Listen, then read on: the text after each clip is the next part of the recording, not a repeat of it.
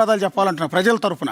రెండోది అదే క్రమంలో అదే రేవంత్ రెడ్డి సర్కారు ముందున్న సవాల్ ఏంటంటే, ఎంతసేపు మనకి 2000 కేసీఆర్ హయాంలో 2023 కేసీఆర్ దిగిపోయే నాటికి ఈ విధంగా మిల్లర్లందరూ ఈ విధంగా బొక్కేశారని చెప్తున్నారు. కానీ 2023 తర్వాత రేవంత్ రెడ్డి సీఎం అయిన తర్వాత ఈ పీరియడ్ ఈ 3 ఏళ్లలో ఇంకెంతమంది బొక్కారు అనేది విజిలెన్స్ ఎంక్వైరీలు ఇంకా తేలాల్సి ఉంది. సో అప్పుడు కనుక ఎంక్వైరీ చేయించింది మీరే కాబట్టి మీ ప్రభుత్వంలో సంబంధించిన వాళ్ళు కూడా ఈ ఎవరిని అఫిలియేటెడ్ వాళ్ళు తప్పు చేస్తే వాళ్ళ మీద కూడా ఎంక్వైరీ చేస్తే అప్పుడు రేవంత్ రెడ్డి క్రెడిబిలిటీ చాలా ఎక్కువ మిగులుతుంది. ఫస్ట్ ఆఫ్ ఆల్ క్రెడిబిలిటీ వచ్చింది, రైట్స్ చేయించడమే గొప్ప విషయం.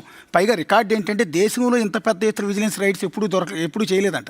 ఇంత పెద్ద ఎత్తున రైస్ మిల్లర్లో జరుగుతున్న అక్రమాలు బయటికి తీయటం కూడా ఎప్పుడు ఫస్ట్ టైం అంట. రెండోది ఇంట్రెస్టింగ్ పాయింట్ ఏంటి తెలిసి, ఇందాక ఎవరు మన వాళ్ళు అన్నారు, ఎవరంటే అందరు రైస్ మిల్లర్లు అలాంటి వాళ్ళు కాదు, అందరూ కాదు, ఆ కొంతమంది ఎవరో తెలుసా, పొలిటికల్లీ అఫిలియేటెడ్ రైస్ మిల్లర్స్. ఇక్కడ మనం చేయాల్సిన ఈ స్కామ్ అంతా ఎలా జరిగింది, 4300 కోట్లకు పైగా బియ్యాన్ని బొక్కేశారంటే అందులో మెయిన్ థింగ్ ఏంటంటే పొలిటీషియన్ ఆఫీసర్ మిల్లర్ నెక్సెస్ అనమాట.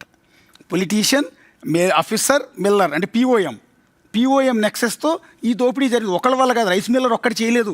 ఇందులో ఆ రైస్ మిల్ కూడా పొలిటికల్ అఫిలియేటెడ్ అయి ఉంటుంది.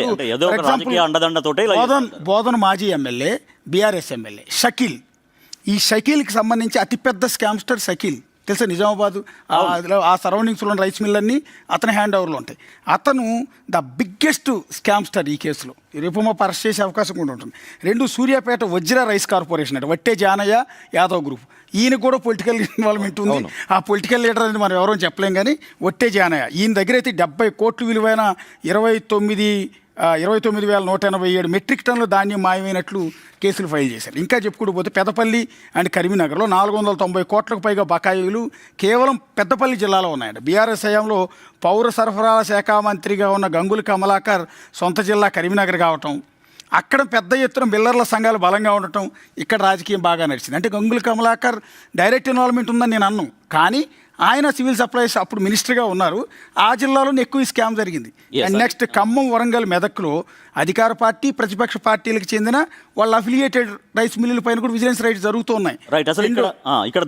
ఇప్పుడు ప్రభుత్వంలో ఉన్న కొంతమంది మంత్రులు కూడా అలకబూనేరు రేవంత్ రెడ్డి మీద, నువ్వు మాకు సంబంధించిన వాళ్ళ మీద కూడా రైట్స్ చేస్తావా, మా బంధువుల రైస్ మిల్లుల మీద రైట్ చేస్తావా అని.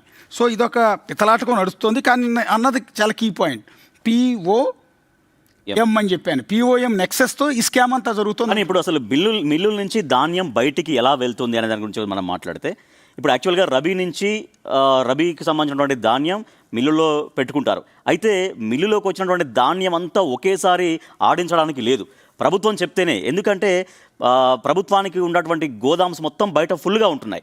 ఆ ఫుల్గా గోదామ్స్ ఉన్నప్పుడు ఇక్కడ మిల్లులోకి వచ్చినటువంటి వడ్లని మళ్ళీ బియ్యంగా మారిస్తే గోదాములో పెట్టుకోవడానికి అవకాశం లేదు. కాబట్టి ఆ గోదాముల నుంచి సమీపంలో ఉన్నటువంటి గోదాములు కొంచెం ఖాళీ అవుతున్నప్పుడు అప్పుడు ఈ మిల్లులకి ఇన్ఫర్మేషన్ ఇస్తారు, ఎస్ పలానా గోదాంలో ఖాళీ అవుతుంది, మీరు ఇప్పుడు మిల్లు బియ్యం పట్టండి, అంటే మా వడ్లు ఆడించండి, బియ్యం మాకు పంపించండి అని చెప్తారు. అట్లా ఒక 1 ఇయర్ పాటు దాన్ని మెయింటైన్ చేయాల్సి వస్తుంది మిల్లులు.